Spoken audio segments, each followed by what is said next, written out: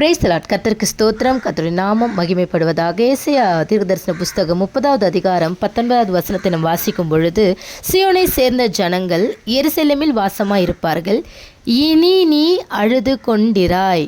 உன் கூப்பிடுதலின் சத்தத்திற்கு அவர் உருக்கமாய் இறங்கி அதை கேட்ட உடனே உனக்கு மறு உத்தரவு அருளுவார். ஆமென், ஹல்லேலூயா. இந்த தேசத்தில் நம்ம வாழ்கிற பகுதியில் நமக்கு நெருக்கமான எல்லாரையும் நம்ம கவனிக்கும் பொழுது ஒவ்வொருத்தரும் ஏதாவது ஒரு காரணத்துக்கு என்ன பண்ணுவாங்க அப்படின்னா அழுவாங்க. ஏதாவது ஒரு விஷயத்துக்காக என்ன பண்ணுவாங்க, அழுவாங்க. குழந்தைகளை பார்த்தோம், அப்படி எதுக்காக அவங்க அழுவாங்க அப்படின்னா குழந்தைங்க பசிக்காக அழுவாங்க. ஹல்லேலூயா. அப்போ ஜனங்க ஏன் அழுறாங்க அப்படின்னு நம்ம சிந்தித்து பார்க்குறோம். சில பேர் நல்ல ஆகாரம் இல்லை, சில பேருக்கு நல்ல ட்ரெஸ்ஸு இல்லை, இந்த மாதிரி காரியத்துக்காக அழுறவங்களெல்லாம் நம்ம பார்த்துருக்குறோம். நல்ல ஒரு வீடு இல்லை, எனக்கு தங்குறதுக்கு ஒரு வீடு இல்லை, எனக்கு சொந்தமாக ஒரு வீடு இல்லை, எனக்கு இந்த விஷயம் இல்லை, இது எனக்கு கிடைக்கல, இந்த காரியம் எனக்கு கிடைக்கல. ஆனால் ஆண்டவராகிய இயேசுக்கு சொல்கிறாரு, உணவுக்காகவும் உடைக்காகவும் நீங்கள் கவலைப்படாதீங்க. ஆமென்.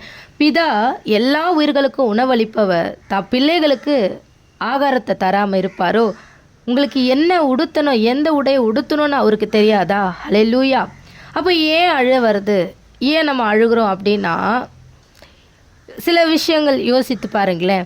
என்னை யாருமே நேசிக்கிறதுக்கு இல்லை, என்னை யாராவது திட்டாங்க, அம்மா திட்டினாலோ இல்லை அப்பா திட்டினாலோ இல்லை கணவர் திட்டினாலோ இல்லை கணவரை மனைவி யார் சகோதரர்கள் ஃப்ரெண்டு யாராவது திட்டா, நம்மளை நேசிக்கிறவங்கள நம்மளை திட்டா உடனே நமக்கு என்ன வரும் அப்படின்னா அழுக வந்துடும்.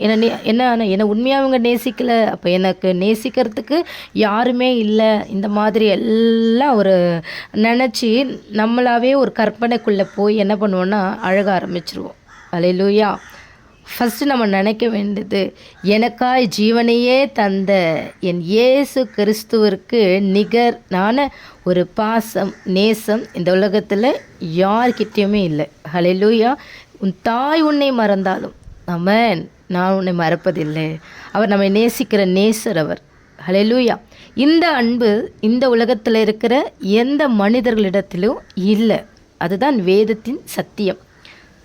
அப்போ வேதத்தை நம்ம வாசிக்கும் பொழுது அதில் ஒரு சிலர் பேர் அழுதுருக்கிறாங்க, நிறைய பேர் நிறைய காரியத்துக்காக அழுதுருக்கிறாங்க. அதில் ஒரு சிலரை மட்டும் நம்ம பார்க்கலாம். ஹல்லேலூயா. அன்னாள் என்கிறவர்கள் அழுதாங்க ஆலயத்தில் போய். ஏன் அழுதாங்க? தனக்கு ஒரு குமாரன் வேணும், எனக்கு ஒரு பிள்ளை வேணும், நான் ஆலயத்துக்கு கொடுக்குறேன் அப்படின்னு அவங்க அழுததுனால சாமுவேல் தீர்க்கதரிசி அவங்க பெற்றார்கள். ஹல்லேலூயா. சாமுவேல் தீர்க்கதரிசி அவங்க வயிற்றில் பிறந்தார். ஹல்லேலூயா. பேதுரு அழறாரு. ஏன்? எங்கே போவோம் ஆண்டவரே, நித்திய ஜீவவசனம் உங்ககிட்ட தானே இருக்குன்னு சொன்ன பேதுரு, யார் உங்களை விட்டு போனாலும் நான் உங்களை விட்டு போக மாட்டேன்னு சொன்ன பேதுரு, இயேசு கிறிஸ்துவே யாருன்னே தெரியாதுன்னு சத்தியம் பண்ணுறாரு. ஹல்லேலூயா. அதை நினச்சி அவர் மனம் கசந்து அழறாரு. நம்ம வேதத்தில் வாசிக்கிறோம். பழைய ஏற்பாட்டில் பார்த்தோன்னா எரேமியா தீர்க்கதரிசி அழறாரு. எருசலேம் நகரம் இப்படி சீரழிஞ்சு போயிடுச்சே, என் ஜனங்கள் சிறைப்பிடிக்கப்பட்டு போயிட்டாங்களேன்னு அழறாரு. நெகேமியா அழறாரு. எருசலேமின் மதில்கள் இருந்ததே அதை பார்த்து அழறாரு. ஹல்லேலூயா. நாம் ஏன் அழறோம்? ஏன்னா நம்முடைய கண்ணீர் எல்லாம் விலையேற பெற்றது. எந்த காரியத்துக்காக அழறோம்? இந்த உலக பிரகாரமான காரியத்துக்கா? இந்த உலகத்தில் கொஞ்ச நாள் மாத்திரம் நம்மோடு கூட பிரயாணம் பண்ண போகிற மனிதர்களுக்காகவா? ஹல்லேலூயா. எல்லாவற்றையும் தேவன் அறிவார். தேவனுக்கு தெரியப்படுத்துங்க. ஏன்னா அவர் மறு உத்தரவு அருளுகிற தேவனா. ஹல்லேலூயா. வேதவசனம் அப்படி தான் சொல்லுகிறது. உங்களுக்கு அவர் பதில் கொடுக்கிற தேவன். ஆனால் ஹல்லேலூயா, எதற்காக அழுகிறோம், எதற்காக கவலைப்படுகிறோம் என்பதை நீங்கள் ஒரு நிமிஷம் சிந்தித்து பாருங்கள். உங்களுக்கு அழுக வரும்போது ஒரு செகண்ட் யோசிங்க, நான் ஏன் அழறேன், எந்த காரியத்துக்காக நான் அழறேன்? வேதத்தில் எவ்வளோ காரியத்துக்காக, எவ்வளோப்பட்ட மேன்மையான காரியத்துக்காக அழறாங்க. நான் எந்த காரியத்துக்காக அழறேன்?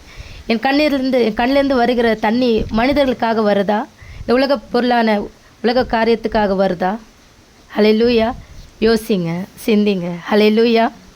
இனி நீ அழுது கொண்டிராய், உன் துக்கம் சந்தோஷமாக மாறும் என்று வேதம் நமக்கு அடையாளம் காட்டுகிறது.